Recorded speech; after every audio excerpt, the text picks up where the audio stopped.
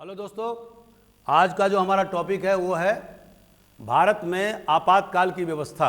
इसके पहले भी मैं पूर्व के वीडियो में आपको कुछ कुछ बता चुका हूं और आज मैं इसके बारे में विस्तार से बताऊंगा। जैसा कि जानते हैं कि जो उस दिन मैंने बताया था कि भारत में आपातकाल की व्यवस्था जो है वो वाइमार कॉन्स्टिट्यूशन से, जर्मनी के कॉन्स्टिट्यूशन से लिया गया है। ठीक है, इसका जो सोर्स है, अब चूंकि हिंदुस्तान में ये कहा गया कि हिंदुस्तान का जो कॉन्स्टिट्यूशन होगा वो फेडरल होगा, मतलब संघात्मक होगा। संघात्मक मतलब क्या होगा कि स्टेट होंगे, केंद्र सरकार होगी, जैसे आप देख रहे हैं। और आजकल तो तीसरे नंबर का भी सरकार हो गया है, लोकल बॉडीज, जो आर्टिकल 73 और 74 इसके हमने इसको पढ़ा हुआ। आप वीडियो जरूर देखिएगा लोकल बॉडीज के। और ये जो है ये जिला पंचायत सिस्टम के बारे में है। और ये आर्टिकल 74 जो है, नहीं सॉरी, आर्टिकल नहीं, 73वां संशोधन अमेंडमेंट 73वां और 74 ये है अर्बन बॉडीज के लिए, माने नगर पालिका या कॉरपोरेशन, इसको बहुत ज़्यादा पावर दे दिए गए हैं। तो अब हमारा देश जो है का जो संविधान है वो त्रिस्तरीय संरचना की बात करता है। पहला केंद्र की बात करता है, केंद्र सरकार आप देख रहे हैं कि भारत के राष्ट्रपति, प्रधानमंत्री, उनके कैबिनेट के मिनिस्टर्स, ठीक है। और उसके बाद में जो दूसरा जो स्ट्रक्चर है वो है स्टेट। जैसे हमारे देश में बिहार है, यूपी, आंध्र प्रदेश और महाराष्ट्र, तमिलनाडु, बहुत सारे स्टेट हैं। तो उनके जो है ना, उनकी अपने सिस्टम हैं। उनका एक गवर्नर है, उसके चीफ मिनिस्टर है, कैबिनेट रैंक ऑफ मिनिस्टर्स हैं, और चीफ मिनिस्टर के पास में सारी सत्ता होती है।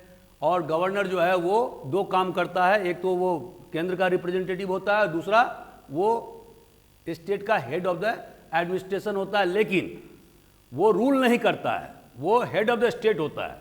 तो असली पावर जो है वो मुख्यमंत्री और उसके कैबिनेट ऑफ मिनिस्टर्स के पास में होते हैं। तो हमारे देश में जो अभी संवैधानिक ढांचा है वो त्रिस्तरीय हो गया है। पहला केंद्र, दूसरा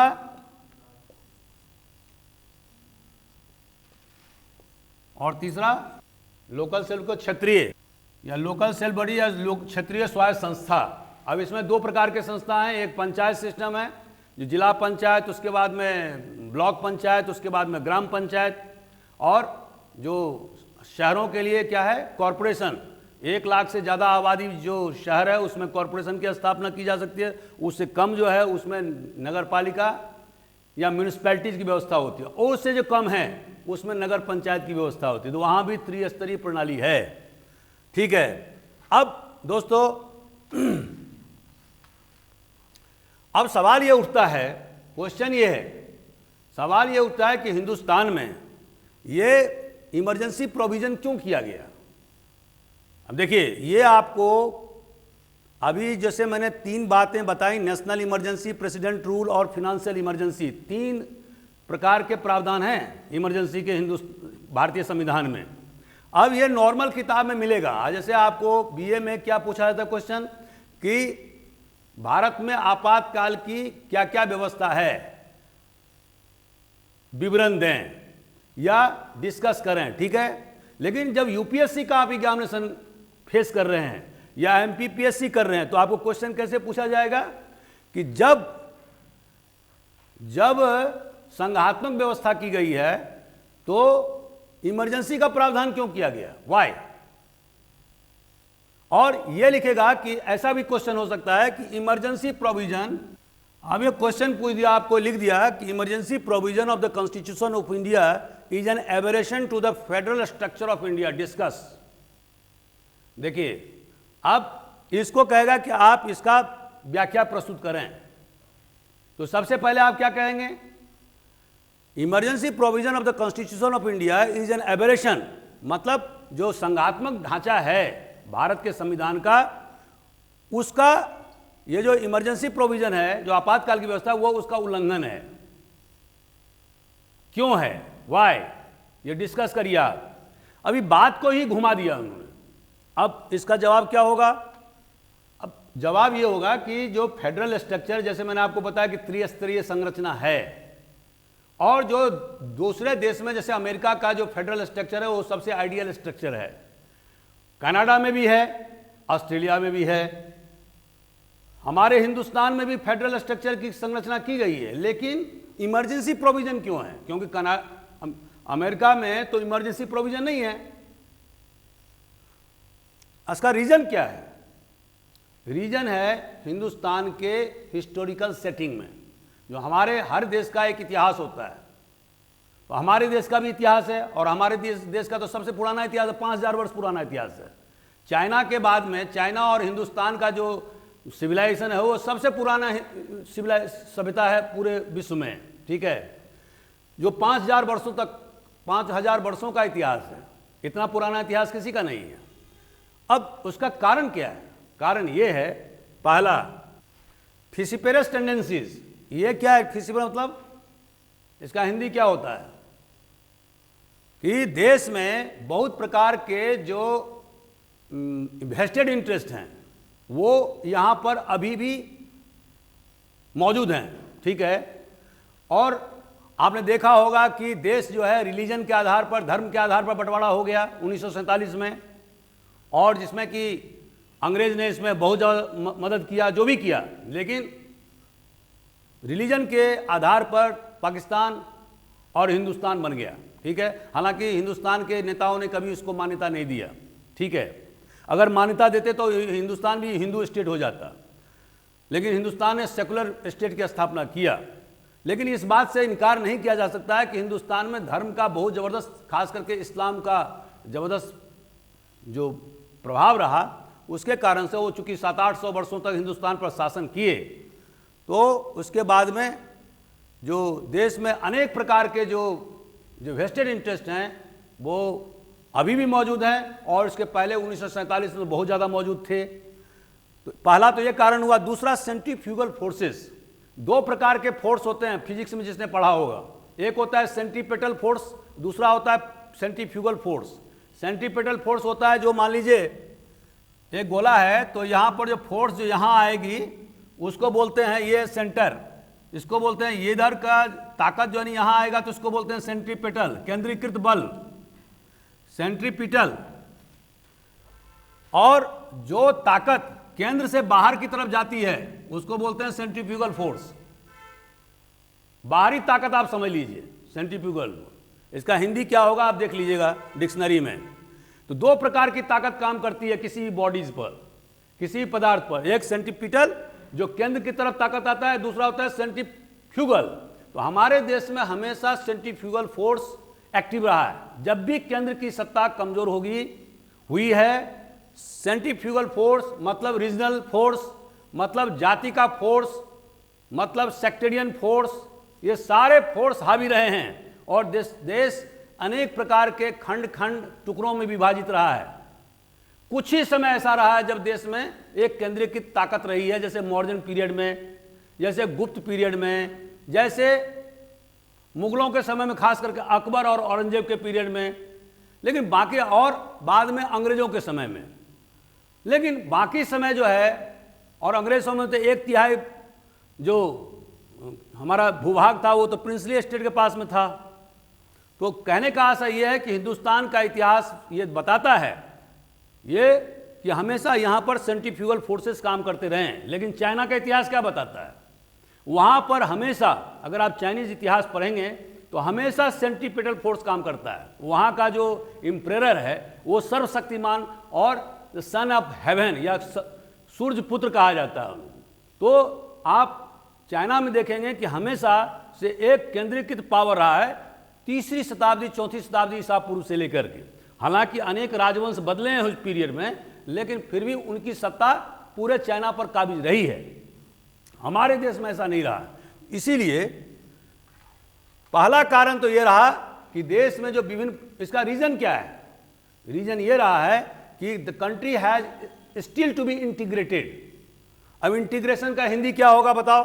भारत में द कंट्री, मैंने इंडिया इज स्टिल, इसका मतलब क्या हुआ? एकीकृत, हिंदी मतलब है इंटीग्रेट, मतलब एकीकृत, मतलब हिंदुस्तान का, जैसे कि अमेरिका का सोसाइटी एक इंटीग्रेटेड सोसाइटी हो गया है, ब्रिटेन की सोसाइटी एक इंटीग्रेटेड, या पश्चिमी देशों की सोसाइटी इंटीग्रेटेड हो गया है, एकीकृत सोसाइटी हो गया है, ठीक है। वहाँ हमारे हिंदुस्तान में अभी भी एकीकृत सोसाइटी नहीं हुआ, समाज नहीं हुआ है। क्यों नहीं हुआ है? यहाँ पर जाति का बहुत ज़्यादा बोलबाला है, अब तो धीरे धीरे कम होता जा रहा है। आप सोशियोलॉजी का मेरा कास्ट सिस्टम के बारे में पढ़िए, ट्राइबल सिस्टम के बारे में पढ़िए, ठीक है। तो अभी भी जो है ना एकीकृत समाज नहीं हुआ है। उसके कारण से बहुत सारे, जैसे कि कास्ट सिस्टम है, ट्राइबल सिस्टम, रीजनल सिस्टम, धर्म के माने रिलीजन, सेक्ट के मामले में, कहने के लिए हिंदू धर्म है लेकिन बहुत सारे सेक्ट इसमें काम करते हैं, जैसे वैष्णव है, शैव सेक्ट है, शाक्त सेक्ट है, ठीक है। तो बहुत सारे प्रॉब्लम हैं देश में। अब धीरे धीरे आज़ादी के 72 साल के बाद में देश धीरे धीरे एकीकृत हो रहा है। क्यों? इसीलिए कि इकोनॉमिक डेवलपमेंट हो रहा है, देश इकोनॉमिकली यूनाइट हो रहा है। लेकिन 1947 में ये बात नहीं थी, इसीलिए जो देश अभी तक एकीकृत नहीं हुआ, जैसे कि अमेरिका सोसाइटी हो गया है, इसीलिए और विभिन्न प्रकार के जो विघटनकारी तत्व हैं, हिंदी में बोलेंगे जो फिसिपेरस टेंडेंसीज, जिसको कि हिंदी होगा विघटनकारी तत्व, जो विभिन्न प्रकार के विघटनकारी देश में हावी रहे हैं, इसके कारण से संविधान निर्माताओं ने, जो कि बहुत जबरदस्त माने संवैधानिक व्यवस्था के पक्षधर थे, डेमोक्रेसी में माने प्रजातंत्र में उनकी अटूट आस्था थी, वो कभी डिक्टेटरशिप या तानाशाही नहीं चाहते थे, लेकिन फिर भी उन्होंने देश में एक्सट्रीम सिचुएशन को निपटने के लिए एक्सट्रीम स्टेप का सहारा लिया। एक्सट्रीम स्टेप मतलब बहुत, क्या बोलेंगे हिंदी में, बहुत एक्सट्रीम स्टेप का सहारा लिया, ठीक है, जो कि आपको दूसरे संविधान में नहीं मिलेंगे। और इसीलिए उन्होंने फेडरल स्ट्रक्चर को तो रखा, उन्होंने एक ऐसी व्यवस्था किया जिसमें कि किसी भी अंग, चाहे एग्जीक्यूटिव हो, जुडिशरी हो या लेजिस्लेचर हो, किसी को भी इतना ज़्यादा पावरफुल नहीं बनाया गया ताकि वो दूसरे अंग पर प्रभावशाली हों। जैसे कि हिटलर ने 1930 के लगभग में किया था, और किस तरह से उसने पूरे संवैधानिक व्यवस्था को हड़प लिया और बाद में जर्मनी का डिक्टेटर बन गया। उसी तरह से इटली में मुसोलिनी डिक्टेटर बन गया, पूरे संवैधानिक व्यवस्थाओं को धत्ता बताते हुए। तो हमारे देश के संविधान निर्माताओं ने कोई, चूंकि ज़्यादा 1947 जब ये संविधान बन रहा था तो 1947 में बन रहा था, ठीक है, 47-48 में, 9 दिसंबर 1946 में इसका पहला अधिवेशन हुआ था, आपको याद रखना होगा। तो वो ज़्यादा पुराना भी नहीं पड़ा था, तो उससे बचने के लिए उन्होंने सारे व्यवस्था किया। अगर आप भारत के संविधान की को ठीक ढंग से पढ़ेंगे तो आपको समझ में आ जाएगा कि जो प्रकथन है, जो प्रीफेस जिसको बोलते हैं कि we the people of India, उसमें जो सोशलिज्म या डेमोक्रेटिक या रिपब्लिक, ये सारी बातें जो लिखी गई है ना, वो पूरा परिलक्षित होता है संविधान को पढ़ने पर, ठीक है। लेकिन उसके बाद भी उन्होंने ये एक्सट्रीम स्टेप मैंने इमरजेंसी प्रोविजन क्यों किया? बिकॉज ऑफ दिस फैक्टर कि देश 1000 वर्ष तक गुलाम रहा, पहला पॉइंट आप लिखेंगे। दूसरा, यहां पर अनेक प्रकार के विघटनकारी तत्व भावी रहे हैं धर्म के आधार पर। तीसरा पॉइंट, धर्म के आधार पर देश का बंटवारा हो चुका था। चौथा फैक्टर, सोवियत यूनियन और उसके साथ कम्युनिस्ट शासन का उदय हो चुका था, और इसके बाद ही चाइना में कम्युनिस्ट का शासन हो चुका था, जो हमारा एकदम ही पड़ोसी राज्य है।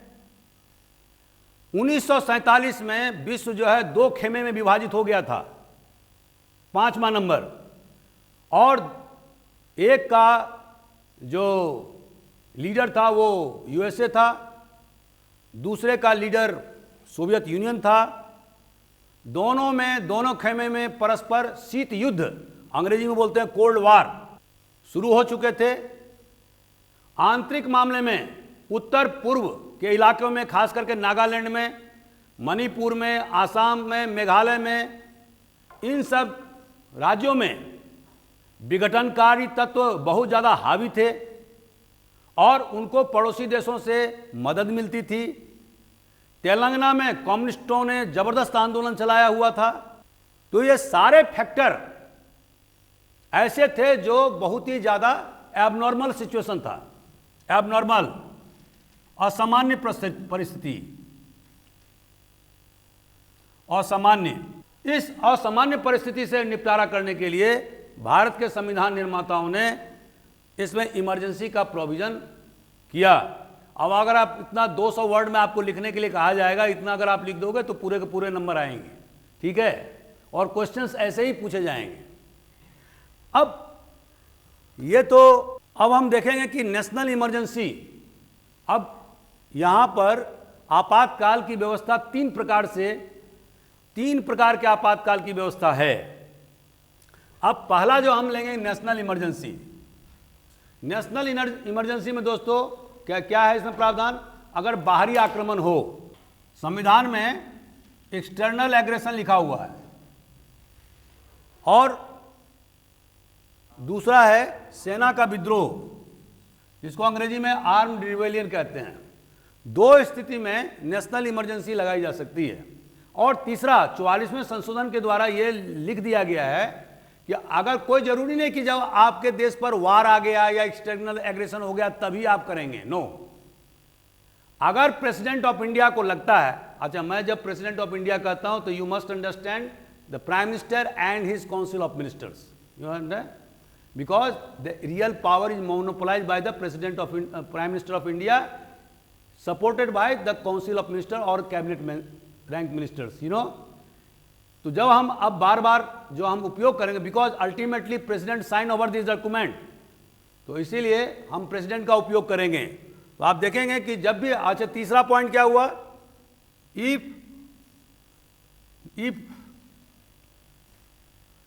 देयर इज, अगर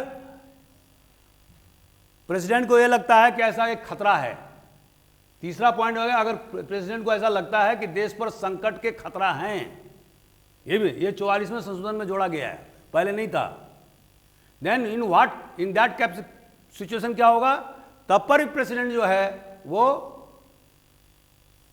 352 आर्टिकल के तहत में इमरजेंसी लगा सकता है। अब दोस्तों इमरजेंसी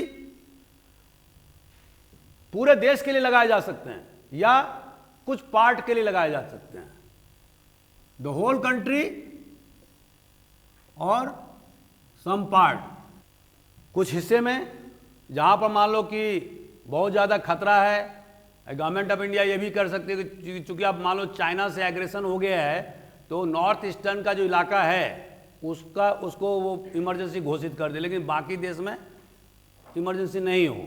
या पाकिस्तान के साथ जब हिंदुस्तान का युद्ध हो तो जो बॉर्डर के जो स्टेट हैं, जैसे राजस्थान है, जम्मू कश्मीर है, पंजाब है, हरियाणा है, दिल्ली है, ये सब आसपास के स्टेट हैं, या गुजरात है, तो ये सारे स्टेट में हो सकता है कि वो इमरजेंसी लगा दे, लेकिन जो बिहार है या बंगाल या तमिलनाडु उसमें नहीं लगाए। तो डिपेंड करता है कि केंद्र सरकार क्या सोचती है, मतलब प्रेसिडेंट ऑफ इंडिया क्या सोचता है। अगर उसे लगता है कि ऐसा जरूरी है तो वो लगा सकता है, या उसको लगता है कि नहीं कुछ खास स्टेट में ही लगाया जा सकता तो वो भी किया जा सकता है। तो संविधान में दोनों प्रकार के प्रावधान है, ठीक है। जब नेशनल इमरजेंसी लगाया जाएगा, ठीक है, मतलब आर्टिकल 352 के तहत में, तो मूल संविधान में क्या था कि 2 महीने में आपको अप्रूवल किया जाएगा। अभी 44वें संशोधन से जो जनता गवर्नमेंट ने संशोधन लाया उसके हिसाब से क्या है कि अगर आपने नेशनल इमरजेंसी आर्टिकल 352 के तहत में लगाया तो आपको पार्लियामेंट के दोनों सदनों से 1 महीने के अंदर में उसको प्रस्ताव को पारित कराना होगा, ठीक है। मान लो एक स्थिति यह भी हो सकती है, और यह जो पारित होगा वो 6 महीने तक चलेगा, और 6 महीने के पहले अगर आप उसको कंटिन्यू करना चाहते हैं तो आप और कंटिन्यू कर सकते हैं, लेकिन हर 6 महीने के पहले आपको दोनों सदनों के पार्लियामेंट के दोनों सदनों से मंजूरी लेना होगा। और मैंने उस दिन बताया था कि मंजूरी कैसे मिलेगी, बाय स्पेशल मेजोरिटी। और स्पेशल मेजोरिटी मतलब क्या होता है, खास बहुमत से, हिंदी में विशेष बहुमत। अब इसका मतलब क्या होता है, उस दिन मैंने आपको बताया था कि विशेष का होता है, इसमें दो फैक्टर काम करते हैं। One, absolute majority. Absolute majority किसको बोलते हैं, आधा का आधा प्लस एक, ठीक है, किसी भी चीज का आधा आप प्लस एक जोड़ देंगे तो क्या हो जाएगा, एब्सोल्यूट मेजोरिटी हो जाएगा, ठीक है। जैसे मान लो 100 का एब्सोल्यूट मेजोरिटी कितना होगा, 51, 50 + 1। और इसमें दूसरा चीज जुड़ा हुआ रहता है, 2/3 मेजोरिटी प्रेजेंट एंड, इसमें संविधान में लिखा हुआ है ये दो वर्ड ध्यान रखना, प्रेजेंट एंड वोटिंग। अब दोस्तों प्रेजेंट एंड वोटिंग मतलब क्या हुआ, व्हाट डज दिस इंडिकेट, ये मेरा जॉब है आपको बताने का।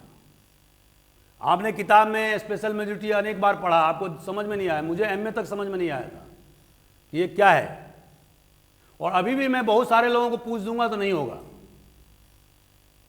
तो पहला जो है एब्सोल्यूट मेजोरिटी क्या है कि टोटल मेंबरशिप, बहुमत ऑफ टोटल, माने majority of total membership. Total membership क्या होता है, अब जैसे राज्यसभा है तो टोटल मेंबरशिप कितना है उसका, संविधान में कितनी ज्यादा व्याख्या है, 250 सदस्य मैक्सिमम होना चाहिए राज्यसभा का, और लोकसभा का 550 होना चाहिए, ठीक है। अब ये टोटल मेंबरशिप है।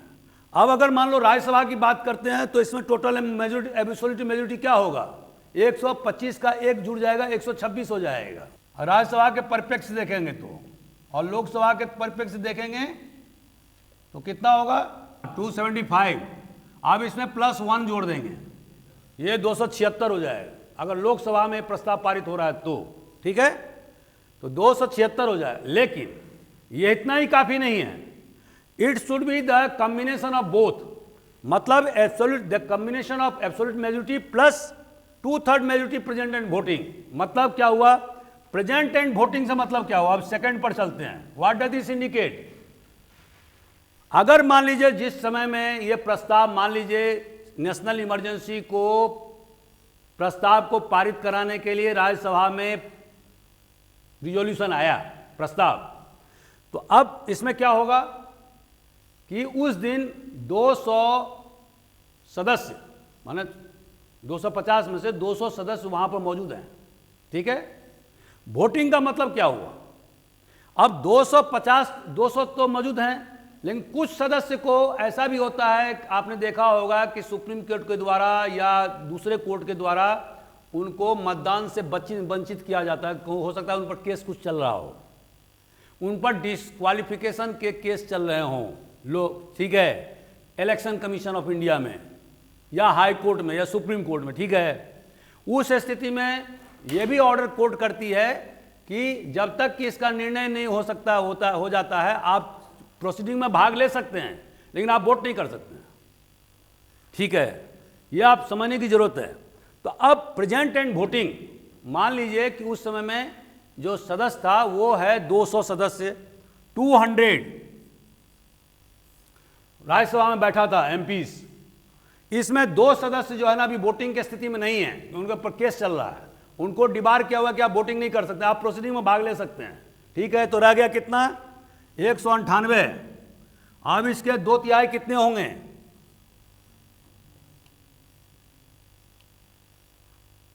66, 3 × 18 1, 66 गुणित 2, 132। तो 132 जो है वो सदस्य का समर्थन होना चाहिए। अब ये देखने वाली बात यह है कि ये जो 132 है, जो 2/3 बहुमत है, वो कभी भी इससे कम नहीं होना चाहिए। यह भी हो सकता है कि सदन में मात्र 100 सदस्य बैठे हों, क्योंकि आपको मालूम है ना कि सदन चलाने के लिए कोरम की आवश्यकता होती है। What does this mean quorum, मतलब सदस्य के टोटल सदस्यों की का जो 1/10 भाग जो होता है, मान लीजिए राज्यसभा का टोटल सदस्य 250 है, मान लीजिए उसमें 245 या 240 अभी वर्तमान में हैं, तो उनका जो कोरम होगा वो कितना होगा, 24। अब 240 का 10% होगा 24, इतने सदस्य होने चाहिए। लोग 24 से कम होगा तो फिर जो वहाँ के हेड हैं, मतलब जो वाइस प्रेसिडेंट हैं, या जो उस समय में चेयर कर रहा है या उसकी अध्यक्षता कर रहा है राज्यसभा का, वो तुरंत घंटी बजा देगा और कोरम जब तक पूरा नहीं होगा तब तक सदन की कार्रवाई शुरू नहीं करेगा, माने कार्रवाई स्थगित कर देगा। ठीक है, तो कोरम होना जरूरी है। मैं ये सब इसलिए बता रहा हूं ताकि एक ही क्लास में आपको बहुत सारी चीजें जानकारी मिल जाए। ठीक है, अब तो इसलिए दोस्तों ये दो चीज होना, स्पेशल मेजॉरिटी से पास लोकसभा में और राज्यसभा दोनों में अलग अलग प्रस्ताव पारित होना जरूरी है। एक बात ध्यान रखिए कि जब संविधान संशोधन की बात आएगी या नेशनल इमरजेंसी की बात आएगी तो उसमें दोनों सदनों को अलग अलग पास करना होगा। जो ज्वाइंट सिटिंग का प्रावधान है वो केवल ऑर्डिनरी बिल के लिए है। यूनिट में समझ रहे हैं आप मेरी बात को? ज्वाइंट सिटिंग ऑफ पार्लियामेंट केवल मनी बिल को छोड़ करके और संवैधानिक संशोधन बिल छोड़ करके और इमरजेंसी का प्रावधान छोड़ करके बाकी में ऑर्डिनरी बिल के मामलों में ज्वाइंट सिटिंग का प्रावधान, मतलब राज्यसभा और लोकसभा दोनों के एक साथ मीटिंग कराई जा सकती है। और चूंकि उसमें लोकसभा का जो होता है सदस्य संख्या बहुत ज़्यादा है, इसीलिए the views of Lok Sabha will prevail over the views of Rajya Sabha, मतलब लोकसभा उस पर हावी रहेगा। Whenever there will be a joint sitting of parliament, a speaker will preside over that sitting। ये ध्यान रख, क्वेश्चन पूछेगा पीटी में आपसे कि जब भी ज्वाइंट सिटिंग होगा तो उसका जो प्रिजाइडिंग ऑफिसर होगा वो कौन होगा? लोकसभा का स्पीकर। ठीक है, वाइस प्रेसिडेंट ऑफ इंडिया नहीं होगा। चलिए, तो पहला नेशनल इमरजेंसी, और नेशनल इमरजेंसी में दोनों सदनों से आपको 1 महीने के अंदर में उस रिजोल्यूशन को पास कराना होगा, तभी वो कंटिन्यू हो सकता है। 6 महीने के अंदर अगर आप उसको आगे कंटिन्यू करना चाहते हैं तो 6 महीने के अंदर में दोबारा पुनः इसी प्रक्रिया से स्पेशल मेजॉरिटी के माध्यम से आपको प्रस्ताव पारित करना होगा। लेकिन ये कितनी बार होगा इसका कोई limitation, there is no limitation at all. हम समझ रहे हैं मेरी बात को? लेकिन जब वही बात प्रेसिडेंट रूल में आएगा तो यहां पर क्या है? यहां पर कोई स्पेशल मेजॉरिटी की बात नहीं है। यहां पर सिंपल मेजॉरिटी से ही आपको, मान लीजिए बिहार में प्रेसिडेंट रूल लगाना है। अब प्रेसिडेंट रूल के लिए आर्टिकल क्या है? 356। प्रेसिडेंट रूल दोस्तों 2 तरीके से लगाए जा सकते हैं। अभी आप देखेंगे धारा 355 में क्या प्रावधान है। ये तो मैं 56 की बात कर रहा हूं, और 55 में क्या लिखा हुआ कि जो राज्य की जो व्यवस्था है वो संविधान के अनुसार चलेंगी। अगर यह सुनिश्चित करना केंद्र सरकार का काम है, और जो केंद्र सरकार जो समय समय पर, ठीक है, उसका मूल्यांकन भी करती रहती है। दूसरा एक और आर्टिकल है, वो है 365। इसके तहत में दोस्तों क्या प्रावधान है कि राज्य, ऐसा भी हो सकता है कि केंद्र सरकार कोई निर्णय या कोई डायरेक्शन भेजे, मान लो ममता बनर्जी को भेजे, वेस्ट बंगाल के चीफ मिनिस्टर को, कि अभी जो कोरोना का, एक उदाहरण में बता रहा हूं, एक अभी कोरोना का जो संकट काल चल रहा है उसमें आप जिस तरह से हम लोगों ने पूरे देश में क्या किया था,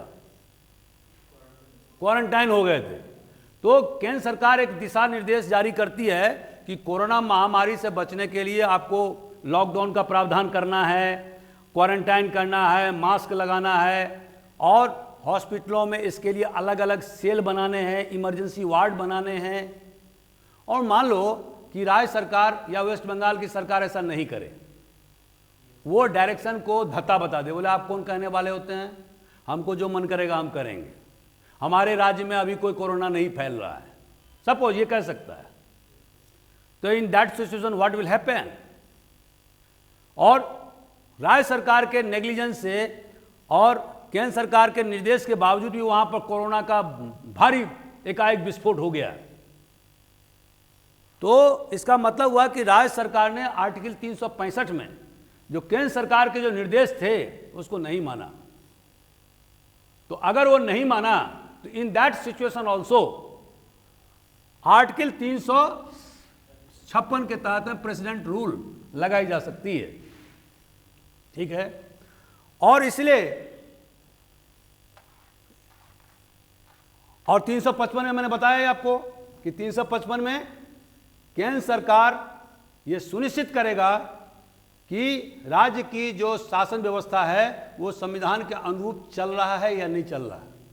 अगर नहीं चल रहा है और गवर्नर के द्वारा ऐसा रिपोर्ट प्राप्त हो रहा है कि राज्य में जो शासन व्यवस्था है वो संवैधानिक ढंग से नहीं चल रहा है, बहुत ज़्यादा हॉर्स ट्रेडिंग हो रही है, एमएलए के खरीद फरोख्त हो रहे हैं, शासन नाम की कोई चीज़ नहीं रह गई है, कानून व्यवस्था पूरी तरह से ध्वस्त हो चुकी है, शासन जो राज्य शासन है उसका अस्थायित्व का कुछ अता पता नहीं है, वो विधानसभा को फेस करने से भाग रही है क्योंकि उसको पता है कि हम माइनॉरिटी में हैं। देयर में बी सो मेनी रीजंस। तो ऐसी स्थिति में धारा 356 के तहत में उस राज्य में प्रेसिडेंट रूल लगाई जाएगी। और जब दोस्तों प्रेसिडेंट रूल लगेगा तो इसका अर्थ क्या होगा? वहां पर वहां की जो विधानसभा है उसको या तो सस्पेंडेड, दो व्यवस्था हो सकती है, या तो विधानसभा को सस्पेंडेड एनिमेशन में रखा जा सकता है या दूसरा डिजोल्यूशन कर दिया, भंग कर दिया। डिजोल्यूशन मतलब भंग कर दिया जा सकता है, सस्पेंडेड मतलब कुछ दिनों के लिए उसको, सस्पेंडेड एनिमेशन का मतलब हुआ कि कुछ दिनों के लिए हमने सस्पेंड किया है लेकिन उसको हम पुनर्जीवित कर सकते हैं, that is called suspended animation. ठीक है। अब लेकिन बोम्बई केस में क्या किया? सुप्रीम कोर्ट ने क्या कहा? बोम्बई केस में सुप्रीम कोर्ट ने यह कहा कि जब तक पार्लियामेंट के द्वारा प्रेसिडेंट रूल का अप्रूवल नहीं हो जाता है तब तक आप स्टेट असेंबली को डिसॉल्व या भंग नहीं करेंगे। ठीक है। ये दूसरा उन्होंने कहा कि दूसरा जो महत्वपूर्ण जो इसका जो निर्णय है बोम्बई केस का 1994 का निर्णय है, आप लोग उसको ठीक ढंग से, एसआर बोम्बे कर्नाटक के चीफ मिनिस्टर थे, तो उनको जब वहाँ पर जब प्रेसिडेंट रूल लगाया गया था तो उनके द्वारा केस सुप्रीम कोर्ट में दायर किया गया था और वो बहुत ज़बरदस्त सुप्रीम कोर्ट का गाइडलाइन है। आप एल लक्ष्मीकांत की किताब में भी पढ़ सकते हैं उसके लिए और दूसरे किताब में भी पढ़ सकते हैं। ठीक है। दूसरा उन्होंने क्या कहा कि जो भी मेजॉरिटी और माइनॉरिटी का जो निर्णय होगा कि कोई सरकार बहुमत में है या अल्पमत में है तो that will be decided on the floor of house. ये नहीं होगा कि हेड को काउंट करके जो पहले होता था कि गवर्नर इसको हेड काउंट कर ले कि इनके पास में इतना एमएलए है और इनके पास में इतना नहीं है तो इनको हम शपथ दिला देते हैं। जैसे कि अभी आपने देखा होगा महाराष्ट्र में गवर्नर ने कितना गलत काम किया था, रातों रात उसने मुख्यमंत्री को देवेंद्र फडणवीस को शपथ दिला दिया और शरद पवार के भतीजा अजित पवार को शपथ दिला दिया सुबह 6 बजे भोर में, बिना ये तहकीकात किए हुए कि किसके पास में बहुमत है और किसके पास नहीं है। तो सुप्रीम कोर्ट ने कहा कि बहुमत है या अल्पमत है उसका निर्णय क्या होगा? फ्लोर ऑफ द हाउस माने असेंबली में निर्णय किया जाएगा। और पार्लियामेंट में अगर यदि वो केंद्र सरकार का मामला है तो पार्लियामेंट में लोकसभा में तय किया जाएगा। और कोई जगह नहीं है जहां पर कि बहुमत की जांच किया जा सके। दोस्तों यह भी हो सकता है कि मान लीजिए कि हमने आपको कहा कि 2 महीने के अंदर में आपको अप्रूवल कराना होगा। अच्छा नहीं, 1 महीने के लिए कहा था मैंने। अभी फिनेंशियल इमरजेंसी में क्या प्रावधान है? यहां पर है कि आप 1 महीने नहीं 2 महीने में, 2 मंथ्स, 2 महीने में आपको अप्रूवल कराना है।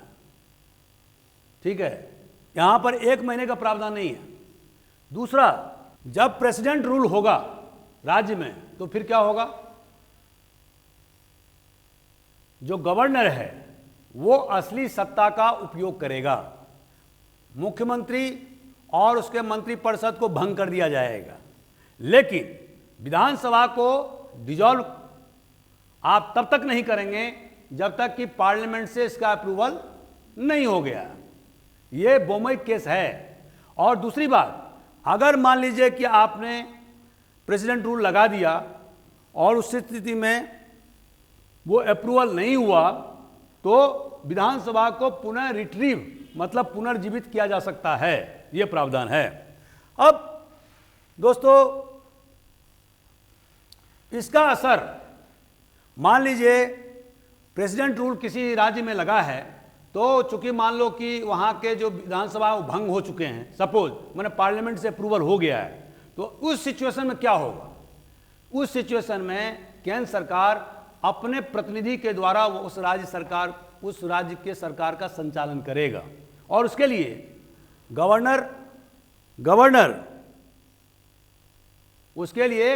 जो है को अधिकृत करेगा और उसके साथ साथ सलाहकार की नियुक्ति किया जाएगा। नंबर 1, इस पीरियड में प्रेसिडेंट कानून बना सकता है उस राज्य के लिए, रूल बना सकता है। तीसरा, उस राज्य के लिए जो भी बजट का आवंटन होगा वो पार्लियामेंट पास करेगा। ठीक है, पार्लियामेंट वही काम करेगा जो राज्य असेंबली वहां के बजट के आवंटन के लिए या एक्सपेंडिचर के लिए या एप्रोप्रिएशन बिल के लिए करती थी। उस राज्य के लिए पार्लियामेंट अलग से बजट प्रस्ताव पास करेगी। ठीक है, और फिर एप्रोप्रिएशन बिल के माध्यम से उस राज्य के लिए एक्सपेंडिचर कि कौन कौन से विभाग के लिए कितना कितना एक्सपेंडिचर होगा वो भी तय करेगी। ठीक है, आंतरिक कलह। अब यह जो डिस्टर्बेंस है ये बहुत ही ज्यादा विस्तृत है, कुछ भी हो सकता है इसका परिभाषा। ये एक बहुत वाइड डिफिनेशन है। Disturbance due to struggle between different religious sect हो सकता है, disturbance due to financial problem हो सकता है। तो आप अनेक प्रकार के इसका डिफिनीशन कर सकते हैं। इसीलिए जब जनता गवर्नमेंट आई तो उसने क्या किया कि इंटरनल डिस्टर्बेंस का, ये वर्ड जो इंटरनल तो रहने दिया आंतरिक, लेकिन डिस्टर्बेंस के बदले में लगा दिया रिवेलियन, मतलब आर्म रिवेलियन। ये वर्ड है, देखिए, सशस्त्र विद्रोह। क्यों किया? जो केंद्र सरकार की जो ताकत थी इमरजेंसी के मामले में, जो उसका डिस्क्रिशनरी पावर था because of the word disturbance, कि किसी भी आधार पर वो आपातकाल लगा सकती, जो कि इंदिरा गांधी ने किया था, तो उसको कर्टेल करने के लिए उन्होंने क्या किया? 44वें संशोधन में रिवेलियन, आर्म रिवेलियन वर्ड लगाया। तो अभी जो वर्तमान जो संविधान का जो व्यवस्था है उसमें यह है कि एक्सटर्नल एग्रेशन और मतलब या internal arm rebellion, that is under the provision of article 352। ठीक है, एनी कंफ्यूजन? ओके। दूसरा, इसमें एक और क्लॉज लगाया उन्होंने, और वो क्या था?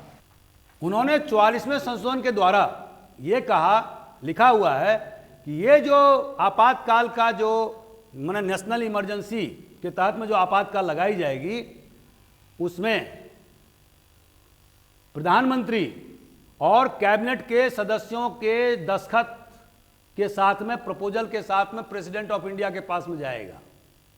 मतलब कहने का यह अर्थ है कि कलेक्टिव रिस्पॉन्सिबिलिटी जो कैबिनेट का है, उन प्रधानमंत्री सहित सारे मंत्रियों के उस पर दस्तखत होंगे, and then that proposal will be send to the president for its approval. ऐसा क्यों किया उन्होंने? वो इसीलिए किया कि आपने देखा होगा, क्योंकि आप लोग कुछ लोग पैदा हुए होंगे, कुछ नहीं हुए होंगे। उन्होंने 1975 में इंदिरा गांधी जब इलाहाबाद हाईकोर्ट से हार गई और उनका चुनाव जो है ना काउंटरमैंड हो गया, ठीक है, नहीं हारने से पहले 1900, ये तो बाद की बात है, जनता गवर्नमेंट में चुनाव हारी हो रायबरेली से, लेकिन उसके पहले इलाहाबाद हाईकोर्ट ने उनके चुनाव जो रायबरेली से वो जीती थी उसको उन्होंने निरस्त कर दिया, उन्होंने काउंटरमैंड कर दिया। अब ये विचित्र स्थिति था, ठीक है। तो इससे जो देश में जो उनके खिलाफ में जो जबरदस्त जो पब्लिक ओपिनियन बन रहा था, उसको रोकने के लिए उन्होंने क्या किया कि बाला बिना कैबिनेट के अप्रूवल के वो फखरुद्दीन अहमद जो उस समय प्रेसिडेंट ऑफ इंडिया थे, जो उनके खास नॉमिनी थे, आसाम के रहने वाले थे, उनसे जा करके उन्होंने प्रेसिडेंट पर से अप्रूवल ले लिया नेशनल इमरजेंसी का, ठीक है। और उन्होंने सहारा लिया इंटरनल डिस्टर्बेंस का। ठीक है, अब जो वर्तमान स्थिति है वो क्या है कि नेशनल इमरजेंसी तभी लागू किया जा सकता है प्रेसिडेंट के द्वारा जब कैबिनेट के डिसीजन अप्रूवल उस पर सारे मंत्रियों के दस्तखत होने चाहिए along with the prime minister of India. अब दोस्तों 3-4 मिनट और लूंगा, इसका इफेक्ट क्या पड़ता है। मान लीजिए कि इमरजेंसी लागू हो गया तो उसका इफेक्ट क्या पड़ेगा। नेशनल इमरजेंसी में जो इफेक्ट है वो आर्टिकल 58, आर्टिकल 358 और एक है आर्टिकल 359। इसके 358 के तहत में पहला कि जब नेशनल इमरजेंसी लागू होगा तो वहां पर जो फंडामेंटल राइट्स हैं, हमारा अगला जो पॉइंट है कि what will the effects on fundamental rights when the national emergency was proclaimed या चालू कर दिया गया, तो उसका प्रभाव क्या पड़ेगा। तो प्रभाव यह पड़ेगा कि 358 जो कि प्रेसिडेंट खुद प्रोक्लामेशन में कह सकता है, तो उसमें जो आर्टिकल 19 हैं जो हमारे फंडामेंटल है, right to freedom of speech, ठीक है, और बहुत सारे उसमें हैं right to movement, right to take occupation, आपने देखा होगा। अभी मैं किसी दिन क्लास में पूछूंगा भी आप लोगों से, तो ये जो है ये सस्पेंड हो जाएगा, ठीक है। लेकिन आर्टिकल 20 और 21, 20 मैंने पहले के वीडियो में आपको बता चुके हैं 20 का आर्टिकल 20 में क्या होता है, और आर्टिकल 21 तो आप जानते हैं कि right to life and personal liberty, ये जो है वो सस्पेंड नहीं किया जा सकता है even during the period of emergency, ठीक है। ये बहुत महत्वपूर्ण चीज है। आर्टिकल 359 के द्वारा जो आर्टिकल 19 के अलावा और जो हमारे भारतीय संविधान में जो फंडामेंटल राइट्स हैं उसका स्पेसिफिक वर्डिंग करके लिख दिया जा सकता है कि ये जो है फंडामेंटल राइट्स, मौलिक अधिकार, वो भी निरस्त किए जाते हैं। लेकिन even in that case article 20 और 21 को उस स्थिति में भी सस्पेंड नहीं किया जा सकता है। 5 मिनट और किसी को और कोई पॉइंट है।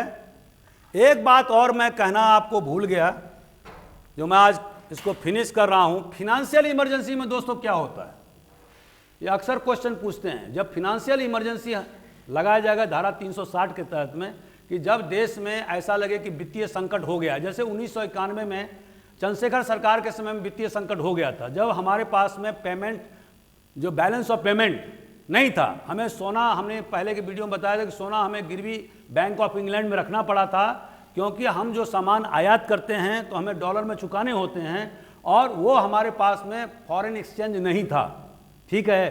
तो इसीलिए हम वहाँ पर, तो एक बहुत बड़ा वित्तीय संकट है। हालांकि उस समय के भारत सरकार ने फिनेंशियल इमरजेंसी नहीं लगाई, और आज तक आपको क्वेश्चन भी पूछेगा तो आज तक हिंदुस्तान में कभी भी फिनेंशियल इमरजेंसी मैंने धारा 360 का उपयोग नहीं हुआ है। लेकिन धारा 356 का अनेक बार उपयोग हुआ है, मैंने 100 से अधिक बार उपयोग हुआ है। और नेशनल इमरजेंसी का उपयोग कितनी बार हुआ दोस्तों? 4 बार। कैसे हुआ है? पहला 1962 में, ये पीटी के लिए मैं बता रहा हूं, दूसरा 1965 में, तीसरा 1971 में। ये तो सब एक्सटर्नल एग्रेशन के आधार पर हुए, और 1975 में इंदिरा गांधी ने जो लगाई वो इंटरनल डिस्टर्बेंस के आधार पर लगाई, जिसको कि जनता सरकार ने डिस्टर्बेंस वर्ड को हटा दिया है।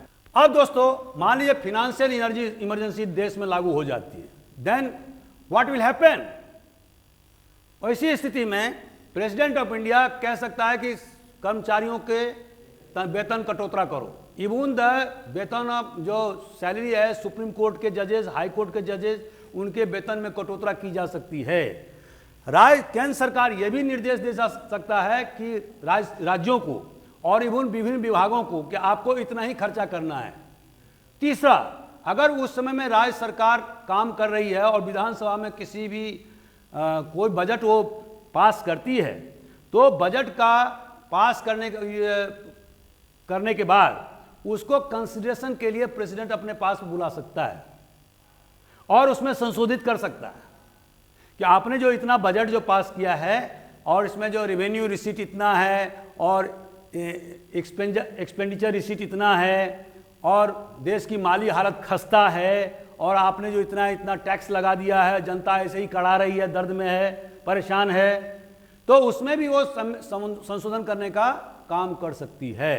ये सारे उपबंध जो है ना फिनेंशियल इमरजेंसी में लागू हैं। ठीक है, फिनेंशियल इमरजेंसी को या वित्तीय आपातकाल को प्रेसिडेंट अपने हस्ताक्षर से कभी भी किसी वक्त वो खत्म कर सकता है, उसके लिए पार्लियामेंट के अप्रूवल की जरूरत नहीं है। उसी तरह से प्रेसिडेंट रूल को भी प्रेसिडेंट किसी भी समय में खत्म कर सकता है। नेशनल इमरजेंसी के मामले में जो 44वें संशोधन में जो एक चीज और जोड़ा गया कि अगर लोकसभा, वैसे तो प्रेसिडेंट नेशनल इमरजेंसी आर्टिकल 352 के तहत में खत्म कर सकता है, लेकिन अभी यहां पर पार्लियामेंट को भी पावर दे दिया गया। और वो पावर क्या है? लोकसभा को अगर 1/10 MP एक प्रस्ताव प्रेसिडेंट के पास में ले जाएं, या अगर सेशन चल रहा हो लोकसभा का तो स्पीकर के पास करें और बोलें कि हम जो है ये जो नेशनल इमरजेंसी जो चल रहा है उसको हम खत्म करना चाहते हैं, और इस पर बैठक हो और इस पर बहस हो और वोटिंग हो, तो वो करना जरूरी होगा। और इन दैट सिचुएशन अगर मान लीजिए ऐसा होता है और प्रस्ताव जो है ना पास हो जाता है, मतलब वो जो 10वां भाग MP के हैं, मान लीजिए अपने लोकसभा में 55 MP हुआ, अगर उनके द्वारा जो प्रस्ताव पारित किया गया उसमें बहुमत से ये प्रस्ताव पारित हो गया, तो इसका मतलब क्या होगा? तुरंत वो डिसकंटिन्यू हो जाएगा। अभी देखिए कि जब डिसकंटिन्यू की बात आएगी तो सिंपल मेजॉरिटी से काम चल जाएगा, लेकिन जब कंटिन्यू की बात आएगी, जब केंद्र सरकार कंटिन्यू करेगी, तो उसके लिए स्पेशल मेजॉरिटी जो मैंने आपको बताया वो प्रावधान है। लेकिन अगर मान लीजिए वो जो प्रस्ताव हुआ डिसकंटिन्यू करने का, जो 1/10 MP मैंने 55 MP ने जो मसौदा पर दस्तखत किए हैं, और बहस होने के बाद में 276 MP ने उसका समर्थन कर दिया कि हाँ साहब डिसकंटिन्यू होना चाहिए, तो इसका परिणाम क्या होगा? 2 बातें होंगी।